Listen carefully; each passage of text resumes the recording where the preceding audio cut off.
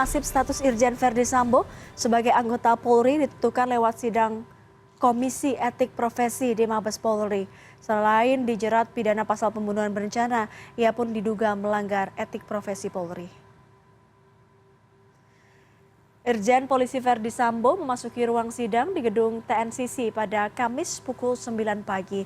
Sesuai pasal 56 Peraturan Kepolisian Nomor 7 Tahun 2022, Verdi Sambo sebagai pelanggar dalam sidang KKEP ini mengenakan pakaian dinas harian tanpa atribut divisi selain lencana pangkat bintang 2 sebagai Inspektur Jenderal.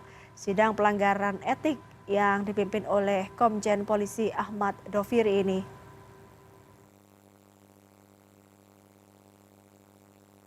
Ayat 1 Peraturan Pemerintah Nomor 1 Tahun 2003 tentang pemberhentian anggota Polri, junto Pasal 5 Ayat 1 huruf D, Perpol Nomor 7 Tahun 2022 tentang Kode Etik Profesi dan Komisi Kode Etik Polri yang berbunyi, anggota Kepolisian Negara Republik Indonesia dapat diberhentikan dengan tidak hormat dari Dinas Kepolisian Negara Republik Indonesia karena melanggar sumpah atau janji anggota Kepolisian Negara Republik Indonesia, sumpah atau janji jabatan, dan atau Kode Etik Profesi Kepolisian Negara Republik Indonesia, junto setiap pejabat Polri dalam etika kelembagaan wajib menjaga dan meningkatkan citra, soliditas, kredibilitas, reputasi, dan kehormatan Polri.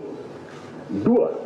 Pasal 13 ayat 1 Peraturan Pemerintah Nomor 1 Tahun 2003 tentang pemberhentian anggota Polri, junto Pasal 8 huruf B Perpol Nomor 7 Tahun 2022 tentang Kode Etik Profesi dan Komisi Kode Etik Polri yang berbunyi, anggota Kepolisian Negara Republik Indonesia dapat diberhentikan dengan tidak hormat dari Dinas Kepolisian Negara Republik Indonesia karena melanggar sumpah atau janji anggota Kepolisian Negara Republik Indonesia, sumpah atau janji jabatan, dan atau Kode Etik Profesi Kepolisian Negara Republik Indonesia, junto setiap pejabat Polri dalam etika kepribadian wajib bertanggung jawab, jujur, disiplin, bekerja sama, adil, peduli, responsif, tegas, dan humanis. 3. Pasal 13 ayat 1 Peraturan Pemerintah Nomor 1 Tahun 2003 tentang pemberhentian anggota Polri, junto Pasal 8 huruf C angka 1 Perpol Nomor 7 Tahun 2022 tentang Kode Etik Profesi dan Komisi Kode Etik Polri yang berbunyi, anggota Kepolisian Negara Republik Indonesia dapat diberhentikan tidak dengan hormat dari Dinas Kepolisian Negara Republik Indonesia karena melanggar sumpah atau janji anggota Kepolisian Negara Republik Indonesia, sumpah atau janji jabatan, dan atau Kode Etik Profesi Kepolisian Negara Republik Indonesia, junto setiap pejabat Polri dalam etika kepribadian wajib mentaati dan menghormati norma hukum. 4. Pasal 13 ayat 1 Peraturan Pemerintah Nomor 1 Tahun 2003 tentang pemberhentian anggota Polri, junto Pasal 10 ayat 1 huruf F Perpol Nomor 7 Tahun 2022 tentang Kode Etik Profesi dan Komisi Kode Etik Polri yang berbunyi, anggota Kepolisian Negara Republik Indonesia dapat diberhentikan dengan tidak hormat dari Dinas Kepolisian Negara Republik Indonesia karena melanggar sumpah atau janji anggota Kepolisian Negara Republik Indonesia, sumpah atau janji jabatan, dan atau Kode Etik Profesi Kepolisian Negara Republik Indonesia. Junto setiap pejabat Polri dalam etika kelembagaan dilarang melakukan permufakatan, pelanggaran KEPP atau disiplin atau tindak pidana. 5. Pasal 13 ayat 1 Peraturan Pemerintah Nomor 1 Tahun 2003 tentang pemberhentian anggota Polri, junto Pasal 11 ayat 1 huruf A Perpol Nomor 7 Tahun 2022 tentang Kode Etik Profesi dan Komisi Kode Etik Polri yang berbunyi, anggota Kepolisian Negara Republik Indonesia dapat diberhentikan tidak dengan hormat dari Dinas Kepolisian Negara Republik Indonesia, sumpah atau janji jabatan, dan atau Kode Etik Profesi Kepolisian Negara Republik Indonesia, junto setiap pejabat Polri yang berkedudukan sebagai atasan dilarang memberikan perintah yang bertentangan dengan norma hukum, norma agama, dan norma kesusilaan. 6. Pasal 13 ayat 1 Peraturan Pemerintah Nomor 1 Tahun 2003 tentang pemberhentian anggota Polri, junto pasal 11 ayat 1 huruf B Perpol Nomor 7 Tahun 2022 tentang kode etik profesi dan Komisi Kode Etik Polri yang berbunyi, anggota kepolisian negara Republik Indonesia dapat diberhentikan tidak dengan hormat dari Dinas Kepolisian Negara Republik Indonesia karena melanggar sumpah atau janji anggota kepolisian negara Republik Indonesia, sumpah atau janji jabatan, dan atau kode etik profesi kepolisian negara Republik Indonesia. Contoh, setiap pejabat Polri yang berkedudukan sebagai atasan dilarang menggunakan kewenangannya secara tidak bertanggung jawab. 7.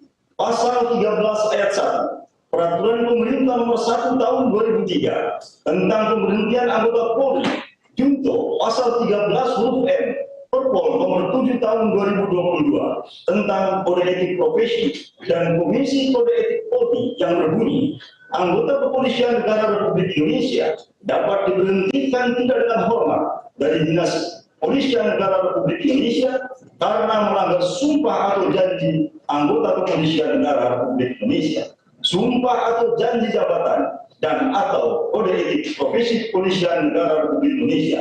Contoh, setiap pejabat Polri dalam etika kepribadian dilarang melakukan tindakan kekerasan, berperilaku kasar, dan tidak patuh. B. Menjatuhkan sanksi berupa 1. Sanksi bersifat etika, yaitu perilaku pelanggar dinyatakan sebagai perbuatan tercela.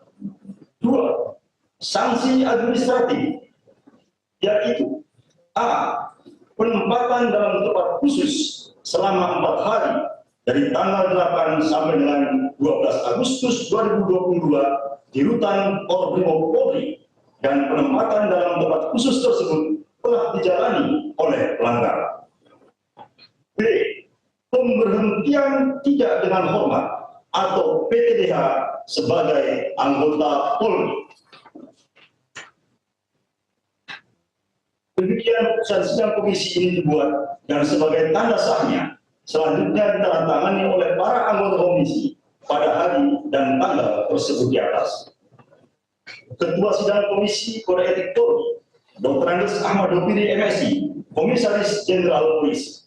Wakil Ketua, Dr. Andes Yajid Panani MSI, Inspektur Jenderal Polisi. Anggota, Dr. Tornado Sihombing SIK MSI, Inspektur Jenderal Polisi. Anggota, Dr. Andes Syahid Jantono MSI, Inspektur Jenderal Polisi. Anggota, Dr. Andes Rudolf Albert Roja, Inspektur Jenderal Polisi. Setelah dibacakan tadi, apakah saudara melanggar, menerima atau mengajukan dalil atas putusan tersebut? Apakah saudara melanggar, menerima atau mengajukan dalil atas putusan tersebut?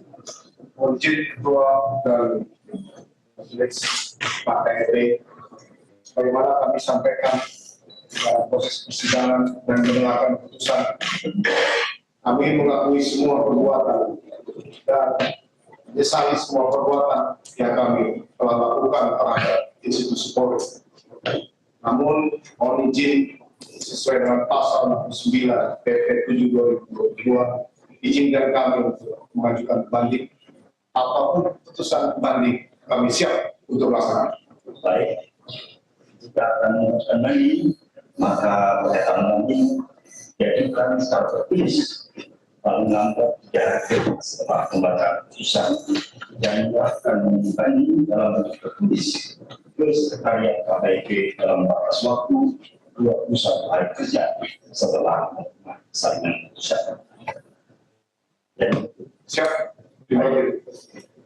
Baik.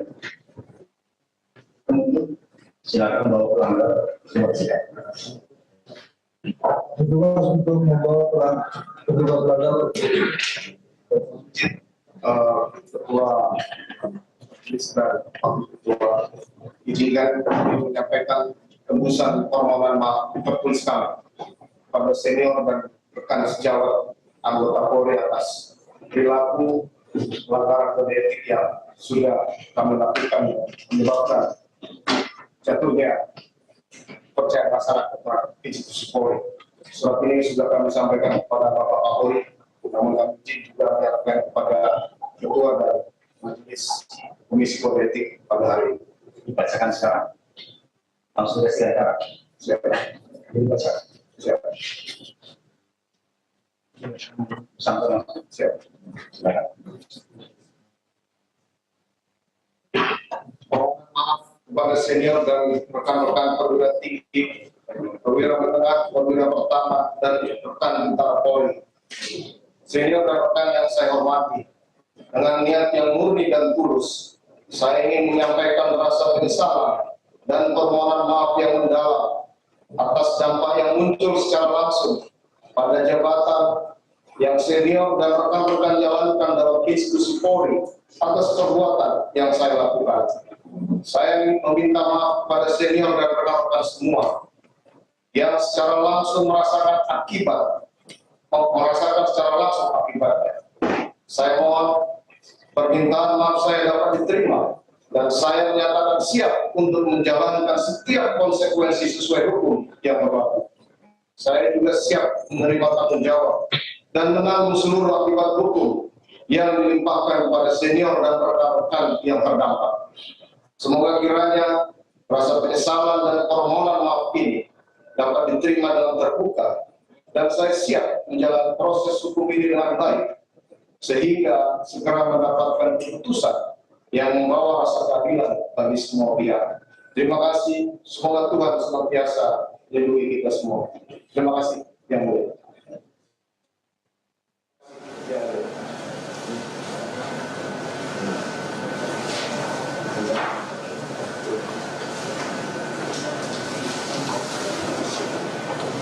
Silakan untuk membawa penghormatan Kedua, silakan dibawa untuk keluarga, untuk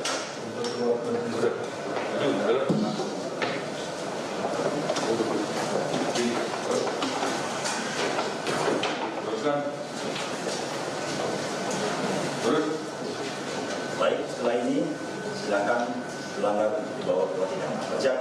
Silakan kepada Ketua Komisi. Terbaik,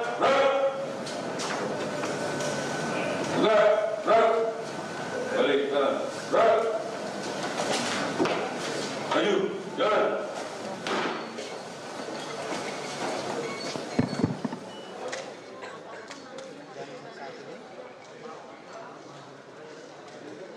Memang, Bang Ani.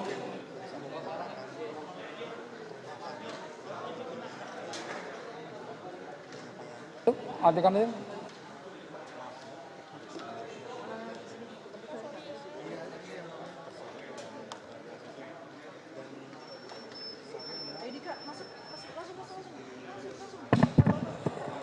Oke.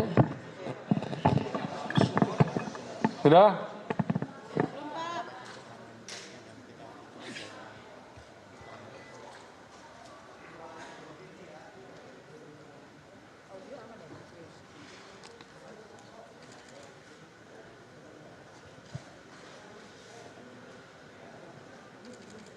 Bismillahirrahmanirrahim. Assalamualaikum warahmatullahi wabarakatuh. Selamat pagi, rekan-rekan, Pak Karo Propos, Pak Karo Penmas, serta rekan-rekan media yang saya hormati. Sebelum saya menyampaikan tentang pelaksanaan sidang AKP yang berlangsung dari tadi pagi ya, sampai dengan pagi lagi ini kurang lebih sekitar 18 jam. Saya selaku Kadif Humas pertama kali menyampaikan permohonan maaf yang sebesar-besarnya pada rekan-rekan media.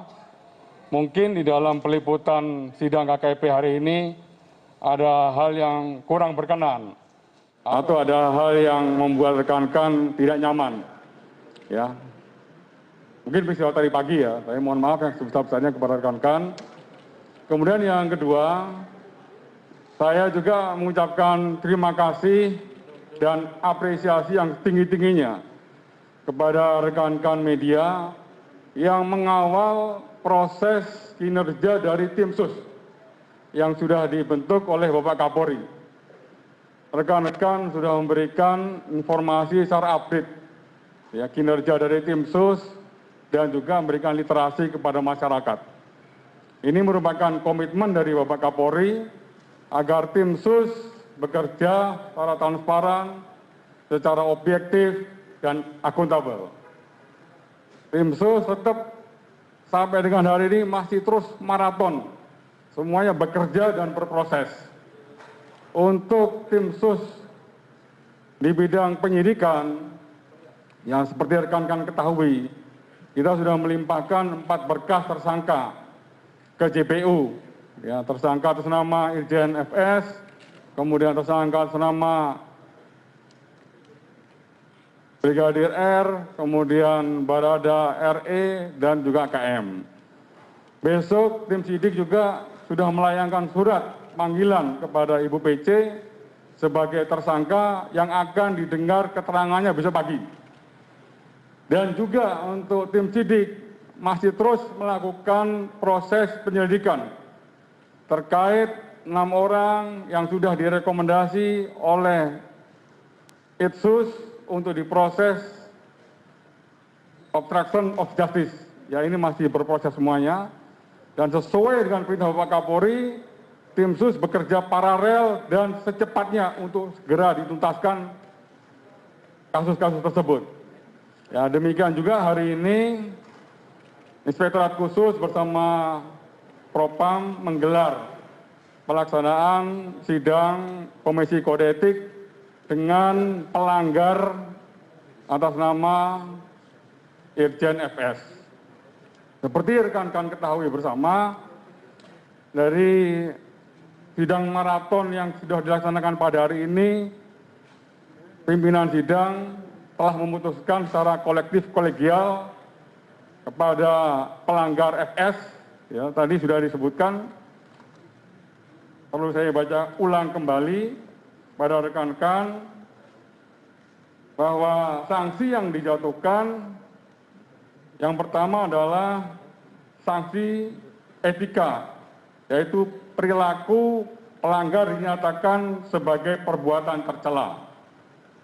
Yang kedua, sanksi administratif berupa yang pertama penempatan dalam tempat khusus selama 21 hari. Tentunya yang bersangkutan sudah menjalani patsus, ya, tinggal nanti sisanya. Dan yang kedua adalah pemberhentian tidak dengan hormat atau PTDH sebagai anggota Polri. Ya, meskipun yang bersangkutan mengajukan banding, ini merupakan hak yang bersangkutan. Yang bersangkutan sesuai dengan pasal 69 dikasih kesempatan untuk menyampaikan banding secara tertulis 3 hari kerja. Selanjutnya mekanismenya sesuai dengan pasal 69, nanti untuk sekretaris KKEP banding yang dalam waktu jangka 21 hari akan memutuskan, ya, keputusannya. Ya, apakah keputusannya tersebut sama dengan keputusan yang disampaikan pada hari ini atau ada perubahan. Ya, yang jelas yang bersangkutan pun sudah menerima apapun keputusan yang akan diambil oleh sidang banding nantinya.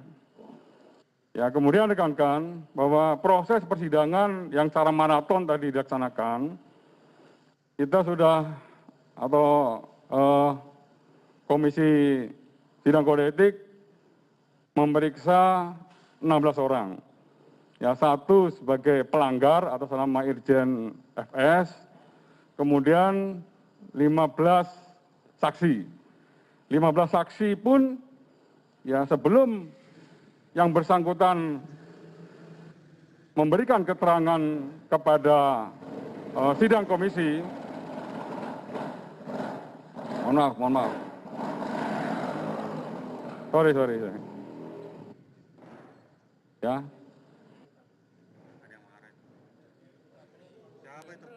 Oke, saya lanjutkan ya. Para saksi tadi sudah diambil sumpah. Ini artinya memiliki konsekuensi yuridis.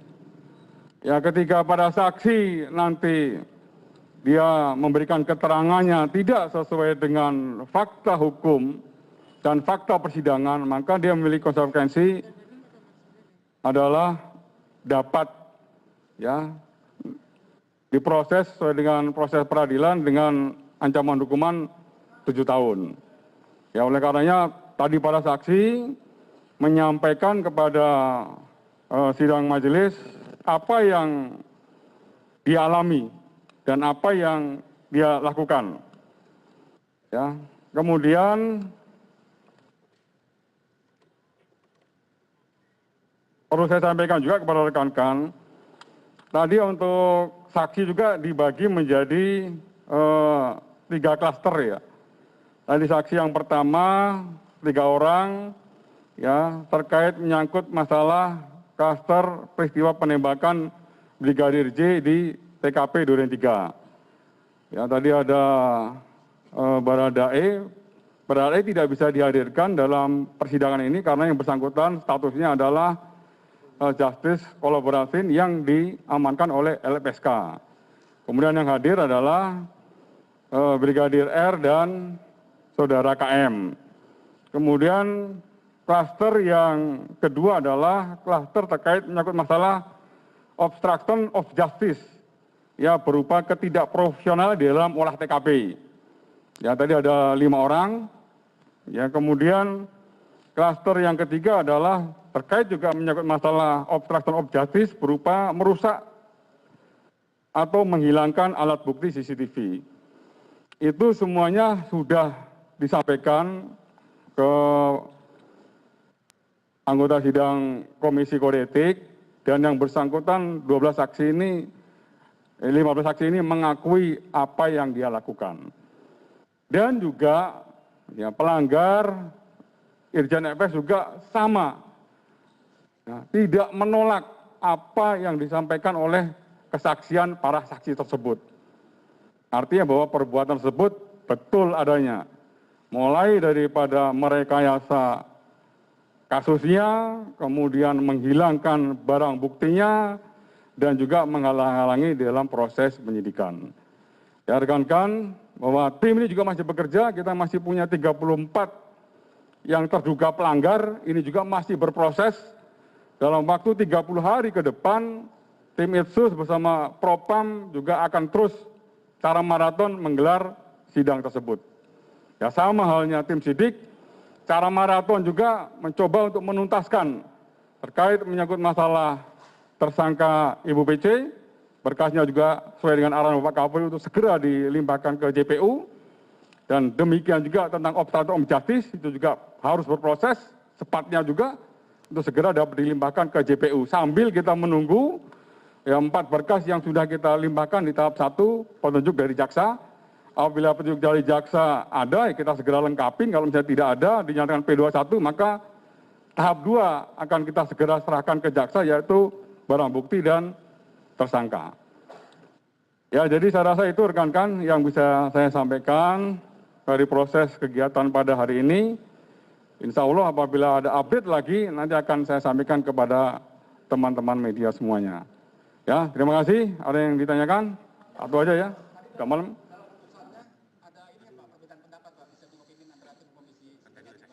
Tidak ada. Makanya tadi kolektif kolegial dari ketua, wakil ketua, dan 3 anggota semuanya sepakat untuk mengambil keputusan tadi. Ya. Kenapa?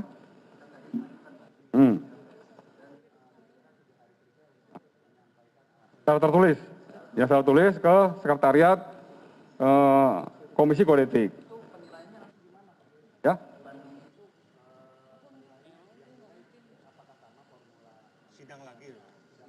Oh beda. Ya nanti itu kalau misalnya sekretariatnya nanti ada di Divkum. Ya Divkum nanti secara tertutup akan memutuskan dan nanti melaporkan kepada Bapak Kapolri. Nanti akan kita sampaikan hasilnya. Ya, perpol terbaru.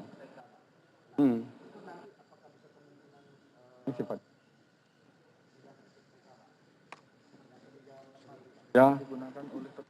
Khusus untuk kasus Irjen FS, banding adalah keputusan final dan mengikat. Tidak berlaku itu. tidak berlaku PK. Ya, jadi keputusan banding adalah keputusan final dan mengikat, sudah tidak ada lagi upaya hukum lagi. Ya, oke rekan-rekan.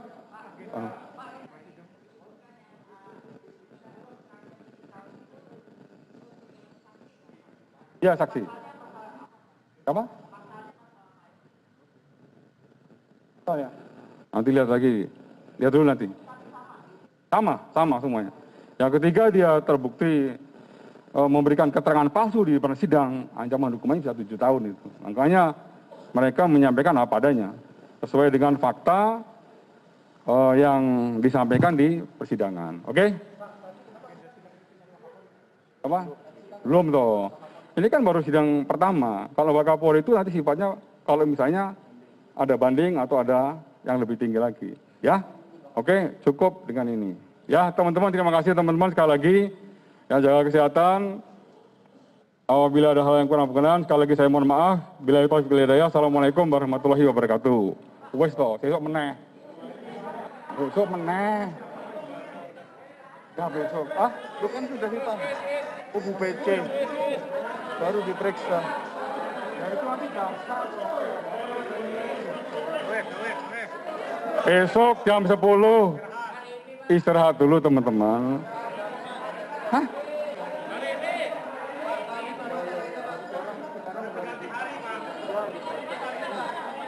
Oh? Iya, Jumatan, persiapan Jumatan. Wes, oke, terima kasih.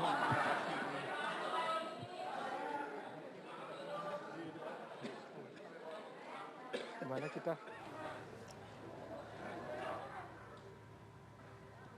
Ya, kita baru saja mendengarkan keterangan pers dari Kepala Divisi Humas Polri mengenai bagaimana jalannya sidang Komisi Kode Etik Polri terkait dengan kasus dugaan pembunuhan berencana Brigadir Yosua yang menjerat Kepala Divisi Propam Polri Irjen Verdi Sambo atau mantan Kepala Divisi Propam Polri Irjen Verdi Sambo, dan Komisi Kode Etik menjatuhkan sanksi pemecatan tidak dengan hormat kepada Verdi Sambo.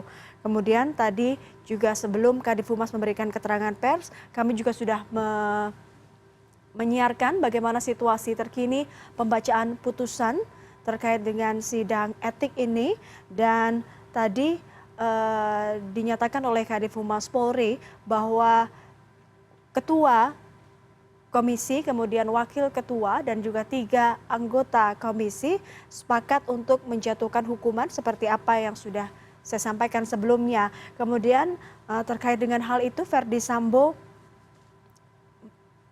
mengakui semua perbuatan, namun ia melakukan upaya hukum yang diatur dalam peraturan dalam kepolisian, yakni adalah mengajukan banding, dan dari peraturan yang atau regulasi yang ada, banding bisa diserahkan maksimal 3 hari dari hari putusan. Kemudian selama 21 hari setelah berkas banding diberikan, nanti akan diproses seperti apa, akankah bandingnya diterima atau seperti apa, kita akan lihat nanti.